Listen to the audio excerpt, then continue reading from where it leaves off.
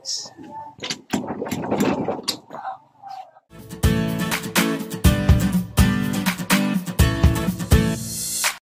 day guys, and welcome back ulit sa ating channel. For today's video, Euro Kiwi 125 ay nagkaroon ng problema sa kanyang makina. Sabi daw na guys, ay bila itong ayaw na mag-kickstart na. So try natin i-kickstart kung ayaw nga ba. So ito ay nakatambay ng 2 buwan guys to. May git, dala na rin isulang budget si bossing. Hirap na talaga siyang ipadjak. Kahit anong kickstart guys, ayaw, kahit ipatong mo pa ang pamo, ayaw talaga siyang mag-kickstart. Pero may narinig akong tunog na kaiba sa kanyang makina. So ngayon guys, ang gawin natin, check muna natin ang left side na bahagi ng kanyang makina, yung sa stator guys. Check muna natin kung may lumuwag ba na bolt or natamaan possible ang kanyang stator coil o yung kanyang bronze na wire, no? Kasi sa mga China guys na motor is meron yung 3 alin na bolt sa kanyang magneto. Kapag lumuwag yun, possible magkakaroon ng pag-stack up sa kanyang stator coil. Ang isang dahilan kung bakit ayaw siyang makik-start. Possible lang guys sa so, i-check muna natin. Saka natin confirm kung ito ang ating hinala o hindi. Tanggalin natin ang kanyang chains pedal. So, pagkatapos matanggal ang kanyang chains pedal, tanggalin natin ang 4 na bolt sa kanyang stator cover. So, ngayon guys, meron ng budget si boss, pakumpunit sa kanyang motor. Kaya ito ay dinala sa ating shop para matingnan kung ano talaga ang nangyari sa kanyang motor, kung bakit bigla na lang tumirik habang nasa biyahe at ayaw nang mag-start. So, tanggalin mo na ang 4 na bolt na yan guys.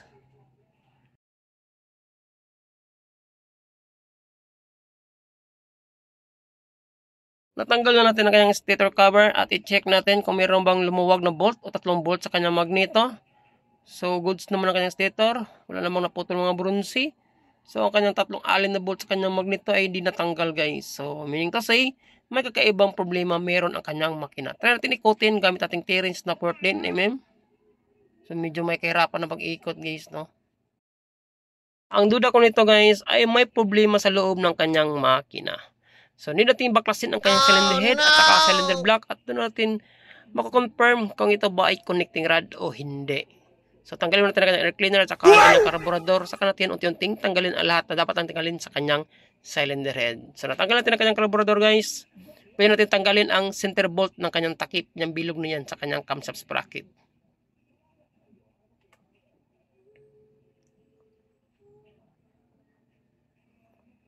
So, natanggal na natin guys. Pwede natin sikotin ang bilog na yan.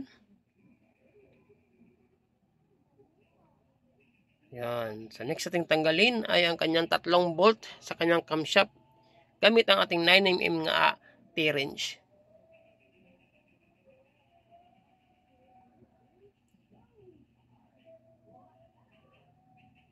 So, yan. Tanggal ng 3 bolt. Pwede natin sikotin gamit ang flat screw guys. Okay.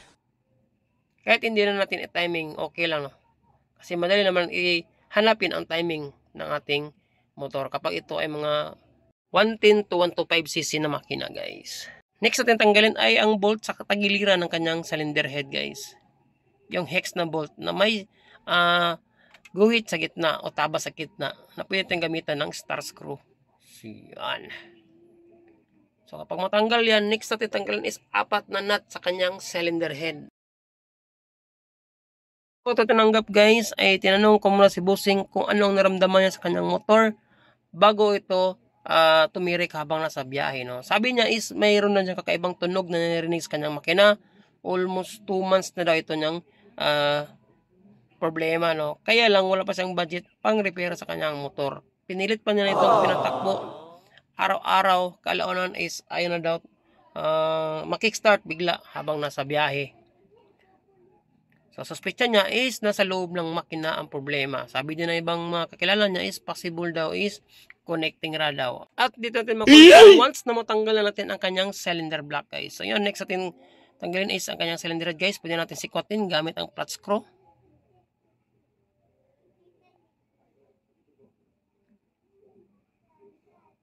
So, before natin matanggal ang kanyang cylinder block guys, tanggalin muna natin ang bolt sa tagiliran ng kanyang block.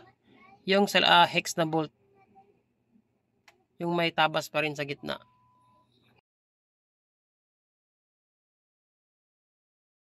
Next natin tanggalin ang bolt ng kanyang roller guide. Kasi medyo may kadiliman na guys, no? At nakalimutan kong i-on ang light o ilaw ng ating camera. Maya guys, iwan natin yan, no? So, tanggalin natin ang bolt na yan gamit ang ating star screw. So, yun guys, natanggal na natin ang kanyang bolt. Pwede natin sikwatin gamit ang ating flat screw. Okay.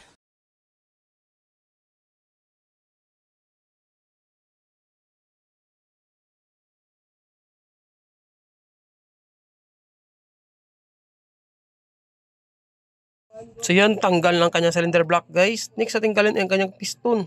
So before natin matanggal ang kanyang piston, natin tanggalin ang kanyang piston lock guys. Para dito natin magkaalaman kung ang problema talaga ng kanyang makina ay ang kanyang connecting rod. So may lock yan sa kanyang piston pin.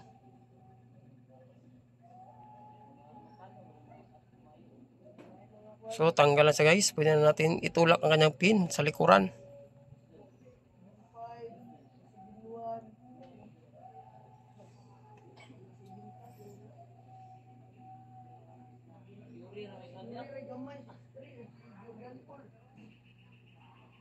So, malapit na matanggal.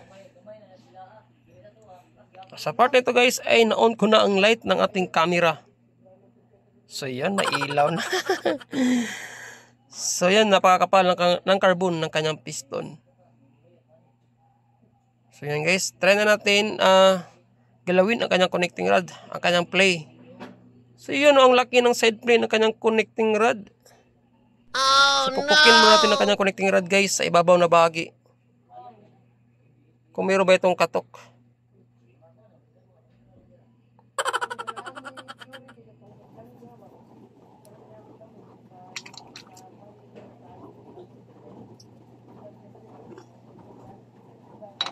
So guys, klaro-klaro talaga. Na-connecting rod talaga ang problema ng kanyang motor. Kung bakit ayaw siya mag-kickstart. So confirm na confirm, ang problema ng kanyang motor ay walang iba kundi connecting rod. May part siya na matigas, may part siya na maluwag. So possible yung stick bearing ng kanyang crankshaft guys o crankpin ay nauubos na. Kasi kapag nauubos yun o nasira, yan ang dahilan kung bakit may part na matigas, may part na malambot paikutin ang ating connecting rod. Okay. So yun, confirm na confirm na connecting rod ang problema ng kanyang motor.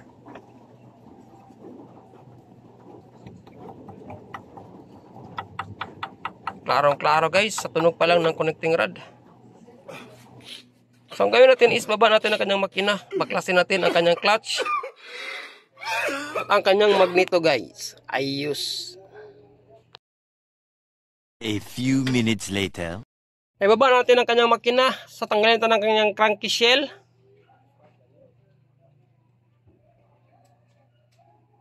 Next natin tanggalin guys ang kanyang clutch arm. So sa kanyang clutch arm guys, wala siyang timing, no? Okay. Pero may patandaan siya kung paano natin siya ikabit uli. At natin matanggal ang kanyang clutch housing at saka primary clutch, tanggalin mo natin ang bolt ng kanyang oil pan. Dalawang 6mm na bolt. So next natin tanggalin ang kanyang centrifugal cover ng kanyang primary clutch. May tatlong 5mm na bolt po sa kanyang centrifugal cover guys. Pwede tayo gumamit ng impact bit o impact drive. Haba po ng ating video guys. Ang importante is step by step natin binaklas ang kanyang makina. Mas maganda kasi step by step kaysa diretsahan natin ipinakita ang problema ng kanyang motor. At least dagdag ideya na rin at kalaman sa mga baguhan pa lang at nakaplano pa lang mag-DIY sa kanilang makina. Kung paano ang step by step pagbaklas ng makina ng Euro Kiwi 125. So meron siyang castle nut guys. Gamit tayo ng castle wrench. So yan po ay 21mm po. Sukat ng ating tools. At ang sa gitna naman ay 17mm na castle wrench.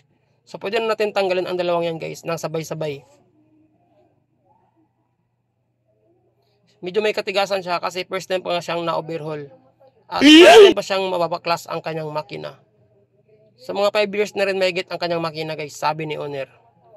Natanggal na ang ating clutch housing at saka primary clutch. Next natin tanggalin ang kanyang chain pedal axle. So before natin matanggal yan guys, tanggalin muna natin ang bolt o star na connect sa kanyang gear drum o gear drum assembly. So yan, tanggalan natin siya. Pwede na natin tanggalin ang kanyang chain pedal axle guys. So tanggalin natin ang 5 pin na maliit na connect sa kanyang gear drum. Sa part nito, medyo may katigasan ng kanyang chain pedal axle guys. Kasi guys, naobserbaran ko parang nabingkong ang kanyang dulong bahagi. Kaya pinukpok ko siya gamit ang pilyo. So kapag maka-experience kayo o makaranas ng ganitong senaryo guys, alam nyo na kung anong nangyayari. Naka-experience ng pagtumba ang motor ni Bossing at tumukod ang kanyang chain pedal axle. At chain pedal. Kaya nabingkong ang kanyang axle. Yan ang dahilan kung bakit napakahirap siyang bunutin. Supposed to be, napakadali lang po bunutin ang ating chain pedal axle kapag hindi ito naka-experience ng ganong senaryo. Kaya matagal ko siya natanggal. So yan, natanggal ang kanyang chain pedal guys. So, pakita ko sa inyo mamaya kung saan na part sa kanyang axle ang may bingkong, no? So yun guys, yung part na yan ang nagkaroon ng problema. Kung bakit nagkaroon ng nag-experience na hirap sa tanggalin. So mas maganda palitan ito ng bago na kung meron talagang budget guys. Kasi napaka-hassle po kapag ganyang sitwasyon. So tanggalin natin ang kanyang magneto since natanggal natin ang lahat na natanggal sa kanyang clutch. So gagamit tayo ng puller. Exarin na 110 po ang puller na kapareha sa kanyang magneto. Okay.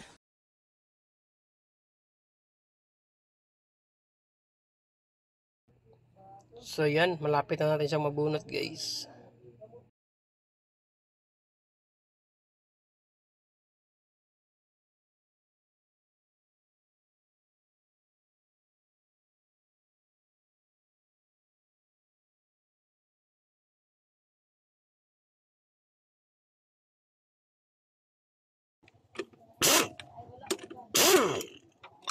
Tanggal ng kanyang magneto. So, pwede natin tanggalin ang kanyang starter sprocket, guys. So, before natin siya matanggal is meron siyang stopper pala. So, yan. Pwede na siya matanggal. Baliktarin muna natin ang kanyang crankcase, guys. Kasi meron tayong nakalimutan baklasin. Ang kanyang return spring pala. Ng kanyang kickstarter axle. Hindi natin maiwalay ang crankcase kapag meron pa yung spring nakakabit kasi meron yung circlip sa ibabaw ng kanyang axle guys. Yung tinanggal ko. So yan po ang kanyang circlip. Pwede natin masikwat ang kanyang return spring. Okay. So yan. Yan lang po nakalimutan natin tanggalin. So pwede na natin siyang baliktarin ulit. Tanggalin natin ang lahat ng bolt na connect sa kanyang crankcase guys. Nasa mga 7 bolt rin yan, no?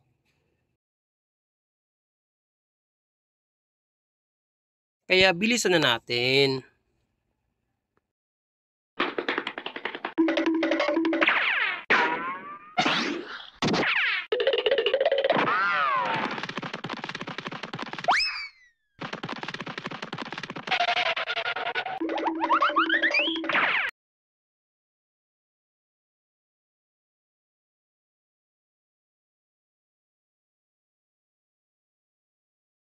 So yun, natanggal natin ang 7 bolt na connect sa kanyang crankcase shell guys. So before natin siya hiwain o paghiwalayin ay tanggalin naman natin ang 2 bolt sa kanyang backplate guys. Medyo na huli po ang pagtanggal natin sa kanyang backplate. So may 2 bolt yan sa kanyang backplate. Gamit natin ang ating impact bit at saka impact drive ng mano-mano.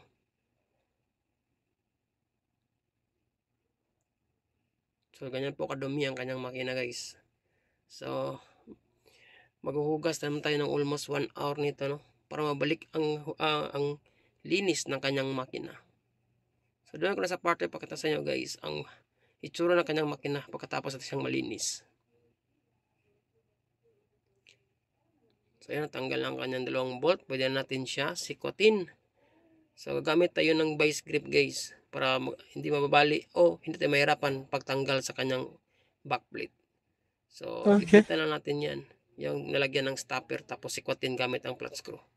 So, ganyan po ang pinakamabilis na diskarte at saka pinakamaiging diskarte guys para mabunot natin ang kanyang backplate na walang kahirap-hirap.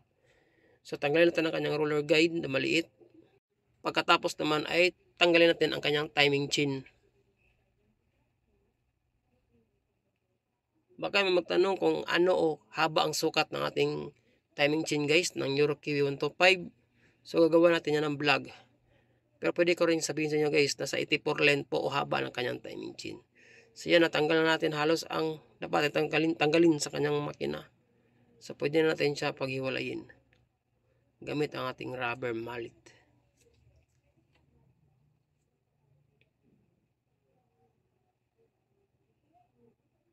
Medyo may katigasan po ang kanyang crankcase kasi first time pa itong nabaklas. At yung dowel niya is nagkaroon ng kalawang. Possible yun ang dahilan kung bakit kapit ng kapit ang kanyang crankcase guys at hirap siyang paghiwalayin. So kailangan pa rin ang mahabang pasensya ng pagpukpok. Pero rubber mallet po ating gamitin guys para hindi natin mabasag ang kanyang makina.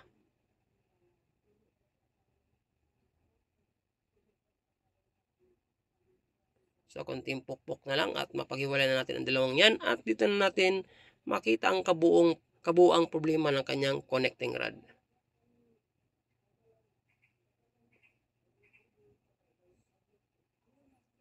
Konting pukpok pa.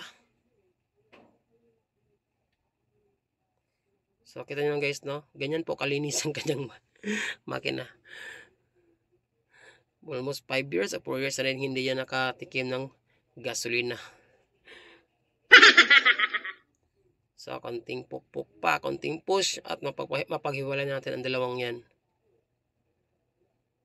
So yan guys, natanggal na rin natin sa wakas ang dalawang crankcase na yan. Amazing! So yan. Yan po ang itsura ng kanyang transmission. At ganyan din ang itsura sa loob ng kanyang makina. Medyo ox naman siya guys, no? Kasi hindi talaga na nangitim ang kanyang crankcase. Check din natin ang kanyang bearing. Goods din naman ang ikot ng ating dalawang bearing. So pwede na natin bunutin ang kanyang crankshaft assembly. So yun. So dito natin malaman kung gaano kalaki ang tok-tok-tok-tok ng kanyang connecting rod. So kapag ikotin mo kanyang connecting rod guys, may part na matigas. Yan, di ba? Dapat hindi yan tumitigas. So may part din siya na malambot. So confirm na ito talaga ang problema kung bakit hirap siyang i-kickstart. Yan, di ba? Oh no! Possible cause yung stick bearing sa loob ng kanyang connecting rod. Sirang-sira na. Yan, ang klarong-klaro guys, di ba? Ang lakas ng tak-tak-tak ng kanyang connecting rod. Nasa loob ang problema kung bakit nagkaroon ng kanyang senaryo. Yung kanyang stick bearing. So yung play niya, ang laki na rin ng kanyang play. So pupunta tayo sa machine shop guys. Siyempre no, before tayo pupunta sa machine shop, ay bibili tayo ng bagong connecting rod. Siyempre, before natin siya i-assemble guys, ay hugasan natin ang kanyang mga makina. Okay. Before ko na makalimutan guys, itong dalawang side bearing natin ay babalik na rin natin guys, no? Kasi wala nang budget si bossing. Kung ako tatanungin guys, kung dapat ba itong palitan o hindi, mas maigi, mas palitan ito ng bago, no? Kasi parte ito ng ating crankshaft. Pero yung budget ni bossing lang ating inasahan. Punta tayo sa bayan, papalitan natin ang pisa, ang kanyang crankshaft at iba pang kinakailangan natin. The next day. So ngayon guys, nalinis natin ang kanyang makina at syempre napalitan na din natin ng bagong connecting rod, ang kanyang crankshaft. Yan po ang ating bagong connecting rod na kinabit. At ito ang dahilan kung bakit nagkaroon ng stock up ang ating makina. Yan po ang ating bagong connecting rod guys. At ito ang kanyang crank pin. Kita naman guys kung gaano ka laki ang damage sa gitna. So dyan po nakalagay yung stick bearing natin. So dyan po may stick bearing. At ito ang resulta ng sirang connecting rod. So yun, may kayod rin sa gitna guys. Ang nakasira ay stick bearing din. So yan po ang casing ng kanyang stick bearing guys. At ito naman ang lalim ng sira ng ating crank pin. Ganyan po. So isipin mo lang kung ganyan kalaking sira. So napakaingay talaga ng makina. Before natin buuin ang kanyang makina, ipasilip ko yun sa inyo guys kung paano binaklas assemble ang kanyang crankshaft at ang bagong connecting rod natin. Okay. Yung bagong set ng connecting rod na kakabit natin guys, ang brand po niya ay Miyako. Yan po ay Honda Dream o C100 ay makapareha lang. So ito naman ang lalagyan ng ating bagong connecting rod guys. Nakabalot pa siya ng papel. At the same time, nakabalot pa rin siya ng cellophane. So yan po ang kabuang itsura ng ating connecting rod na may stick bearing. So yan po. At syempre, ito yung stick bearing na nasira sa kanyang crank pin. Kita nyo man ang loob ng kanyang connecting rod guys. Halos kinayod na. Dala na rin sa sira ng kanyang stick bearing. Wasak ang kanyang stick bearing guys o napulbos sa loob ng kanyang crank pin. So yan po ang itsura nating stick bearing guys kapag hindi pa ito sira, no? Buo pa siya. So ngayon tatanggalin mo lang kanyang naunang crank pin para makita natin ang kanyang hitsura. So ito na ang kanyang crank pin guys. Kita naman wasak na wasak ang kanyang stick bearing. Kaya nag-stack up ang kanyang makina. Kita nyo naman yan. Yan po ang housing ng kanyang stick bearing. At yan naman po ang itsura ng ating crank pin. Ang laki ng kayod. So dapat yan po ang itsura ng ating stick bearing guys kapag buo at itsura ng ating crank pin kapag hindi sira. So yan ay kabit na ating bagong connecting rod. At na-press na siya. At nakabit na rin na final ang ating connecting rod guys. Okay na ang kanyang ikot na sabo sa kanyang crankshaft. So ang kulang na lang ay ang kanyang dalawang side bearing. So ito na ang pinali. Tapos na siya. Pwede natin ikabit sa kanyang makina. So yun guys, no, nakita naman kung paano natin pinalitan ng bagong connecting rod ang kanyang crankshaft. Amazing! So, ang size po ng bearing ng ating crankshaft guys ay 6304 po. Magkapareha po ang side bearing ng left at right side bearing ng ating crankshaft assembly. So sound check muna tayo. So yun ang wala ng katok-katok sa kanyang connecting rod. Goods na ang kanyang tunog guys. So maaari natin siyang ibalik sa kanyang makina. So before natin siya ibalik guys, lagyan natin ng oil ang lalagyan ng kanyang side bearing para mabilis ma-shoot ang ating crankshaft.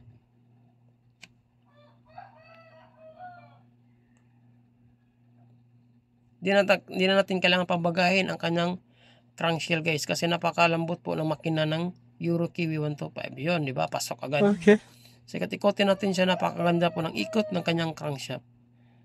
Lagyan din natin ng oil ang kanyang mga bearing sa loob ng kanyang transmission guys kasi next po natin niyang ikakabit ang kanyang set ng transmission. So pasensya na kayo guys kasi madaling araw na tayo nag-voice over. Dala na rin is maingay ang ating mga kapitbahay na manok. So symbol natin ang set natin na transmission. Ganyan po ang position guys ng ating transmission ng 110, 115cc at saka 100cc is makapareha lang po ang design ng kanilang transmission. Okay. So yun, malapit na siya ngayon pasok. So yun. Goods at napasok na rin natin ang ating transmission guys. So ikot-ikotin lang natin no. Dapat is nagpi-pre-wheel po ang ating Tercera at saka Primera. So kapag okay na ang ating transmission guys, ikot-ikotin natin dyan no. Dapat is nagpi-pre-wheel yan.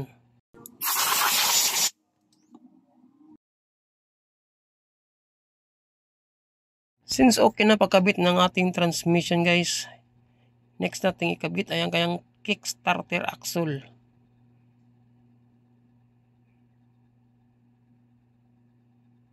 Lagyan na din natin ng oil ang kanyang transmission at ang bearing ng ating crankshaft.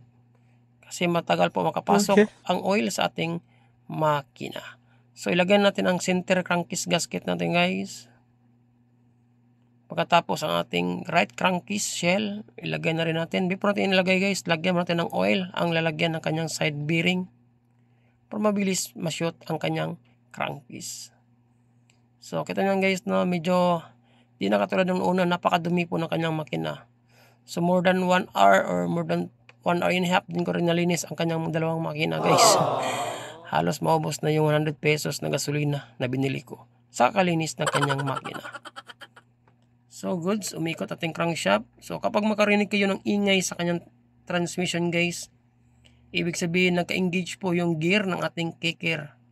So tuturuan ko kayo guys kung paano natin ma-eliminate mamaya. So ngayon ilagay na natin ang 7 bolt sa kanyang crankcase. Sa paglagay ng kanyang bolt guys, dapat iuntiin lang natin ang paghihigpit. Huwag nating biglain kasi kailangan umiikot niya ang ating crankshaft ng smooth tsaka malambot. Kasi kapag hinigpitan natin agad, may possible na hindi ikot ang ating crankshaft. So marami ng pagkataon na tayo naka-experience ng ganyan. No? So i-share ko lang sa inyo guys ang tamang diskarte para maganda ang ikot ng ating crankshaft pagkatapos ating mahigpitan ang bolt ng ating makina. So unahin natin ang bandang part na yan, tapos yung harap na naman. So pagkatapos yung sa gitna na naman na bolt ating higpitan. So pagkatapos yan guys, ikot-ikotin natin ang crankshaft, dapat nagbi-pre-wheel yan. So pagkatapos dyan, sa part na yan, so sa harap naman niya ating higpitan, tapos ikot-ikotin ang ating crankshaft uli. So, dapat gumagalaw po ang ating crankshaft at hindi tumitigas. Kasi may mga makina po na kapag hinigpitan natin ng dandahan is nag-stack up pa rin yung crankshaft natin sa gitna. So, need mo natin niya pupukpukin. Kasi yung bearing niya guys is nag-stack up sa kanyang crankshaft. So, ang gawin nyo is pupukpukin nyo lang yung bearing sa gitna para gagalaw yung crankshaft at iikot sa loob ng ating makina. Pero sa ganitong scenario guys, itong design ng makina is hindi naman siya masyadong sensitive sa mga ganyang sitwasyon ng kanyang crankshaft. So, higpitan lang natin ang dandahan hanggang makumpleto natin ang 7 bolt na yan at saka magandang ikot ng ating crankshaft. So, tapos sa higpitan guys, paikotin natin ang kanyang crankshaft. So, goods naman siya. Next ating gawin is i-assemble natin ang kanyang clutch. Sa clutch naman guys is maka-experience ka ng maingay ang transmission, di ba? Tulad niyan. Maingay siya paikutin. So may tips ako sa inyo guys kung paano natin niya ma-eliminate ang ingay na yan. So normal na so, gawin nyo, i-twist nyo lang pa-clockwise ang kanyang kickstarter axle. Tapos wag yung bitawan, di ba? Wala na siyang ingay ang transmission natin. Ganun lang po ang paraan. Amazing! Pag twist ng axle na yan, dapat sabay paglagay ng ating return spring ng ating kickstarter axle. So yun, ilagay na natin ang kanyang return spring guys.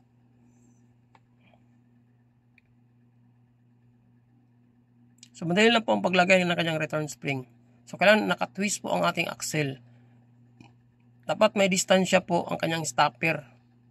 Yung plate niyan nakapatong sa kanyang return spring. Para pag twist niyan, sabay hila ng ating return spring pataas sa kanyang kalalagyan, mag-bounce ang ating kickstarter. So, napakadali lang po ikabit yung return spring ng ating kickstarter guys. So, lagyan mo natin ng circle clip saka natin i-try kung gumagana ba ang ating kickstarter o ating kicker. So, yun, goods na siya guys. Wala na siyang ingay, di ba? Ang naging scenario nyo kung bakit ang ingay siya kapag hindi natin tinwist, yung gear sa ilalim ng ating kickstarter guys is nag-engage siya sa ating transmission. Pag once naikot na twist natin yan ng clockwise, umaangat yung gear pataas, tapos na-eliminate yung ingay ng ating transmission. Yan po ang explanation dyan. So, ilagay na natin ang kanyang circle clip. So, try na natin ilagay ang kanyang crank o kicker kung gumagana ba ang ating return spring.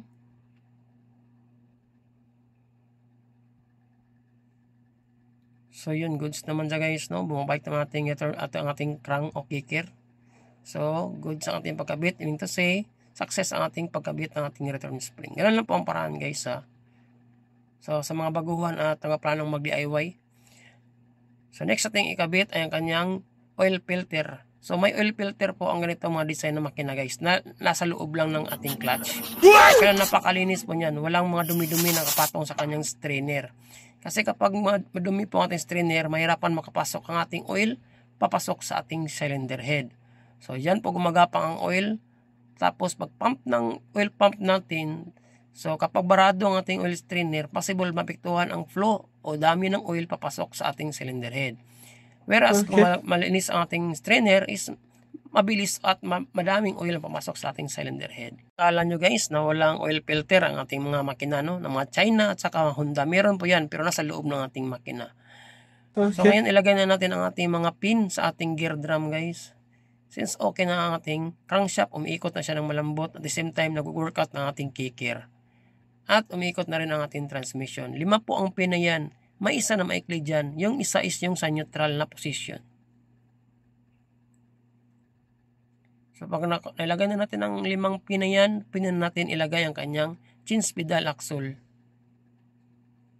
So ito yung matigas na part guys na pinokpok natin. Kasi nga is may bingkong sa dulong bahagi ng kanyang change pedal. So, since walang budget si bossing, need natin siyang ibalik. So, kapag nalagay na ang ating change pedal axle, guys, pwede na natin ilagay ang kanyang star. Yung may mga butas. Yan.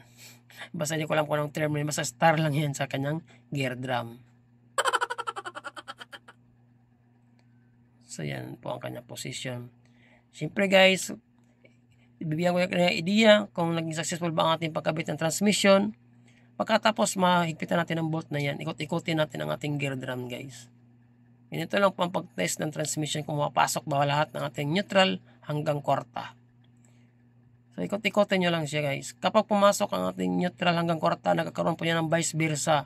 Ibig sabihin, pag vice versa, lahat ng position neutral hanggang kwarta, kwarta neutral hanggang kwarta. So, ngayon guys, kapag pumapasok ang ating transmission sa neutral hanggang kwarta, tapos pagkatapos ng kwarta naman, neutral naman siya. Ibig sabihin, ang ating transmission ay rotary.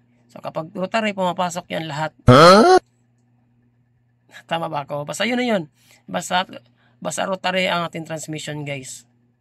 So kapag ikot-ikotin natin yan, lahat pumapasok yan. So goods, mean to say, success ang ating pagkabit sa transmission. Next natin ilagay ang ating set ng primary clutch at saka clutch housing. Kasabay na rin ang ating oil pan sa ating clutch housing. So kapag mga ganitong paglalagay guys, napakasimple lang po, no?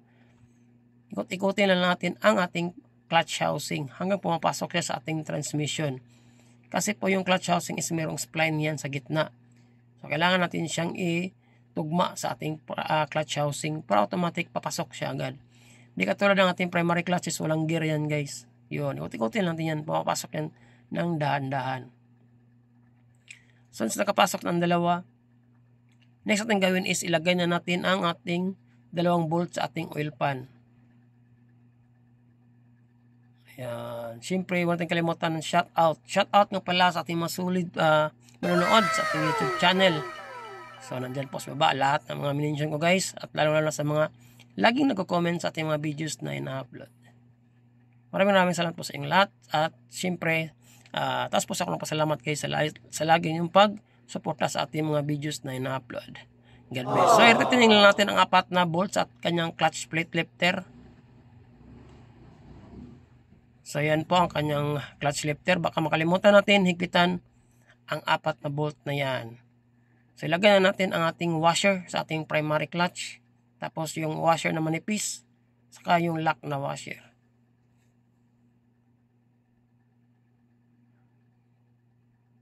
So, higpitan natin ang ating castle nut. Gamit ang ating castle wrench.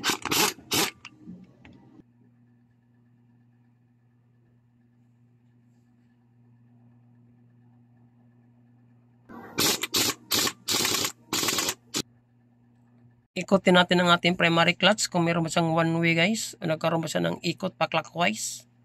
So yun goods naman. Napakalambot pa ikutin ang ating clutch housing at saka primary clutch. Wow! Next natin ikabit guys ay ang kanyang clutch bearing.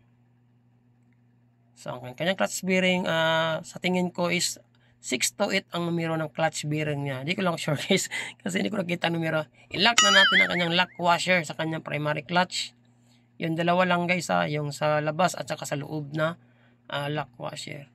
So ilagay na natin ang kanyang centrifugal cover na may 3 5mm na bolt.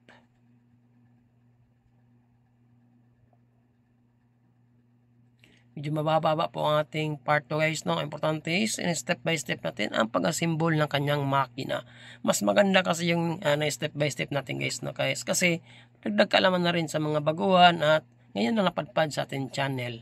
Mas maganda nga ipakita natin sa kanila na binuo natin ng dahan-dahan kaysa pinakita natin ang final trabaho natin.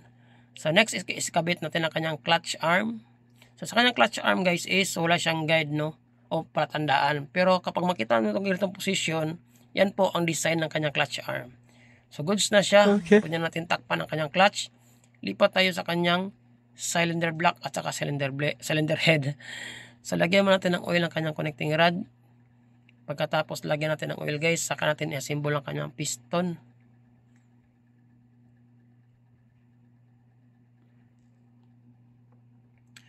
So ulitin ko lang sa ating piston is merong ring ingap yan, yung compression ring natin, yung top at saka second compression ring. So dapat hindi yan makatabi, no? Kahit matagal na tong piston ni busing guys, may tendency pa rin na uusok ito. Kasi nakita ko sa kanyang block is meron na siyang kayod. Apektado po ang kanyang piston dahil sa sira po ang kanyang connecting rod. Kung sakali mangusok ang kanyang motor, at least ma-advise ko si busing na possible na mangyayari ito sa darating na panahon. Kasi nga apektado po ang kanyang piston at saka block sa pagkasira ng kanyang connecting rod. Lagyan natin ng oil ang kanyang pin at saka gitna ng kanyang connecting rod guys. Para automatic magkaroon siya ng lubrication. Next, ilagay natin ang kanyang piston lock. Ito yung pinaka-importante guys. Kahit matagal na tayo sa ating trabaho, I need pa rin natin lagyan ng basahan ang mga butas na yan. Para maiwasan natin tumilapon yung lock sa loob ng kanyang makina. Para iwas back job na rin. At hindi tayo magkaroon ng pagpurwisyo kung sakali mong nilipad ang lock sa loob ng kanyang makina. Lagyan pa rin natin ng basahan guys. Pressurable talaga ang ating trabaho. So, nalagyan na natin ang kanyang lock. Next, ating ilagay ang kanyang cylinder block. So, syempre, lagyan na natin ng kaunting pampadulas, guys. Yung oil niya.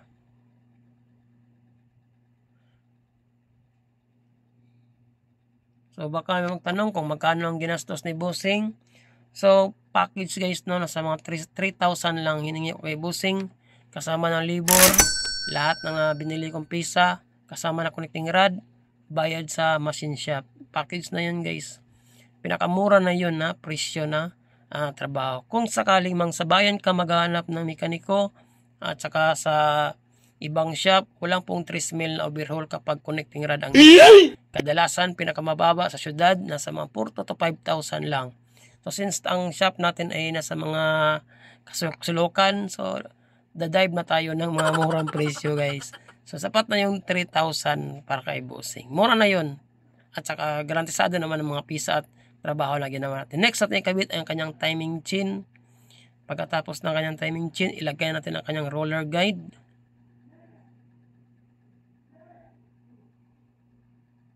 Bolt ng kanyang roller guide.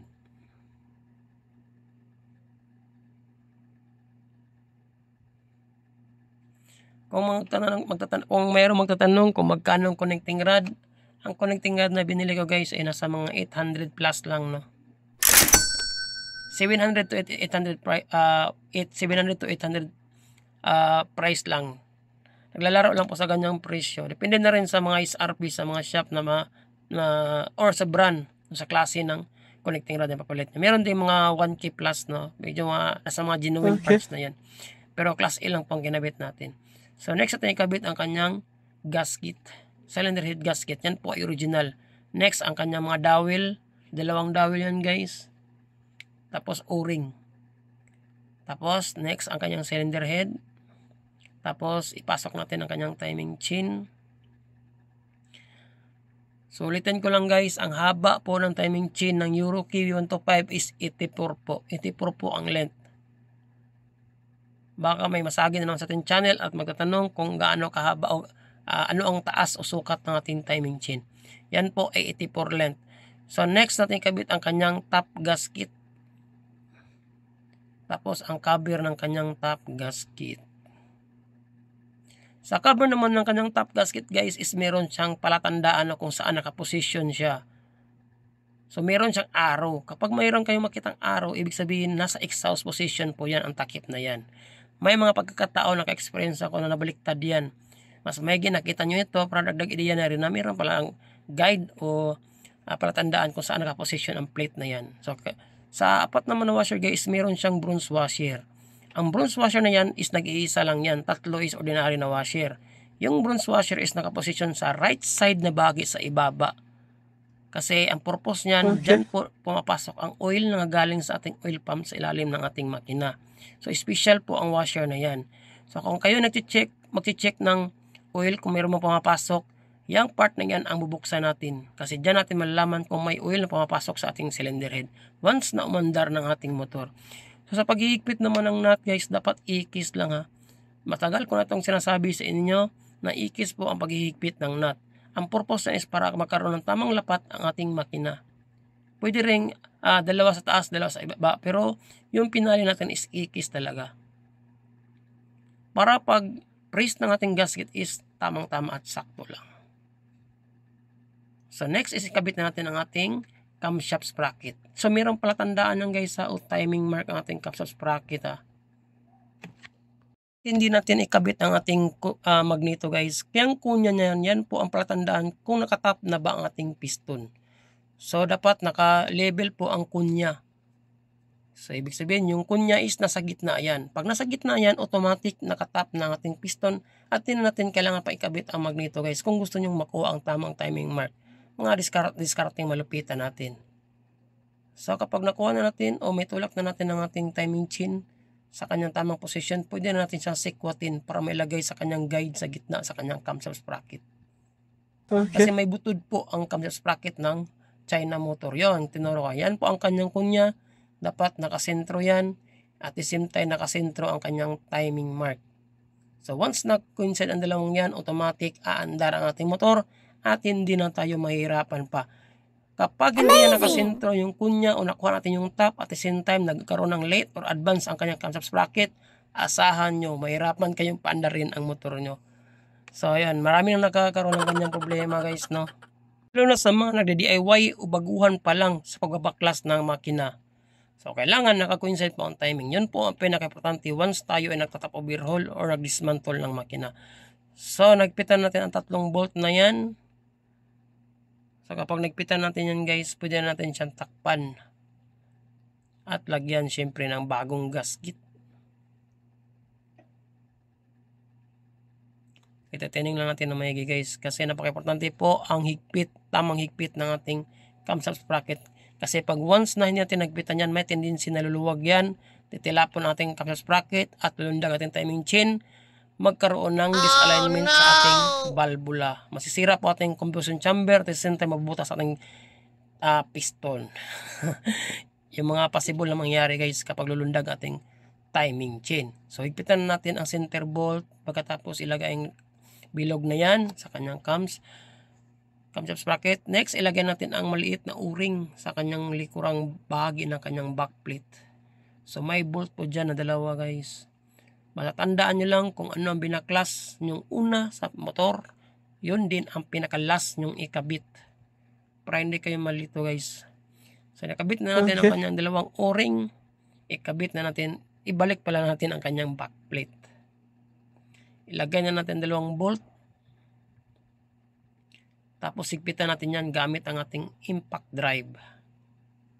Kung mayroon kayong electric impact, air impact, depende na sa inyo guys kung anong saan ka comfortable. So ito yung ginagamit ko, no? Impact drive. Yun. Next natin ilagay ang kanyang starter sprocket, binding sprocket, anong ba tawag dyan, o clutch starter sprocket. Depende sa inyo guys, basta yan ay starter sprocket. So, syempre, ilagay natin ang kanyang stopper. So, ito yung experience ko guys, no? Ilang beses na rin ako naka-encounter ng mga motor. Hindi nila binabalik ang stopper na yan. Alam nyo ba kung anong purpose niyan? Yan po ay stopper. Kapag wala yan, gagalaw po ang sprocket na yan. Pag gagalaw yan, yung oil seal sa likod is bubuka at lalabas yung oil. So, yan po ang purpose ng stopper. Dapat hindi yan gumagalaw yung sprocket na yan. Naka-steady lang yan. Gumagalaw lang yan once na-apply mo ang starter. Pero wag hindi, nakapundo lang yan. So, ilagay na natin ang kanyang magneto. Tapos, ang kanyang nut, kamayin muna natin. Kasi medyo may pagkatigas din ang nut nito guys. Nung tinanggal natin, no? Sata tayo gumagamit ng air impact wrench. Huwag nyo sanang kalimutang mag-subscribe ha. Ito ay bago pa lang dito napadpad. Sa tingin mo itong video ito ang ginawa ko ay malaking tulong sa pagresolba sa problema ng inyong motorsiklo. Yun lang, maraming salamat. So, nilagyan natin ang kanyang magneto. Yan na lang ang kulang para maibalik na natin ang kanyang makina sa kanyang chassis. So, kompleto na halos. So, ibalik na natin guys para mapaandar natin ang kanyang makina. Ayos. A few minutes later. So, ito na guys, nakabit na natin ang kanyang makina. Siyempre, ito yung pinaka-pinali na part ay paandarin na natin. Hindi ko muna kinakabit ang kanyang tambutso para marinig nyo ang tunog ng kanyang makina. Una natin ang kanyang susi at kickstart na natin.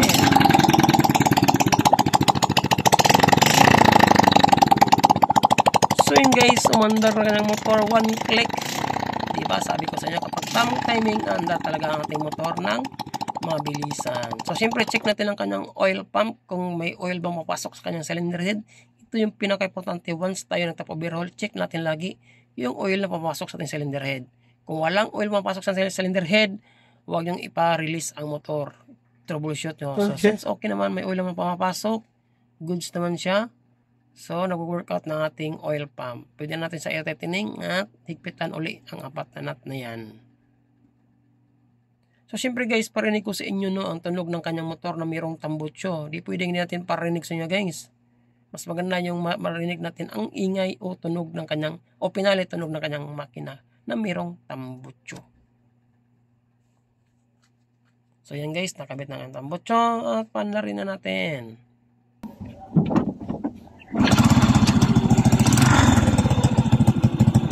Ganyan, kalamig ang tunog ng kanyang makina guys. Wala na yung parang pagaling sa ilalim. Oh my God! So, syempre, wala tayong kalimutan, i-shout out si Honor. Salamat sa tiwala, boss. At syempre, ito yung salarin kung bakit nag-stock ako yung makina, crank pin, sirang-sira, pati na rin ang kanyang connecting rod. Yun, no? So, yan naman na guys, no? Sa araw nito, sana may pinangan na kayo sa aking akong video. Maraming salamat. At syempre, sa aking next video, ride safe, God bless. Shout out sa nila. Poging mekaniko. Ayos.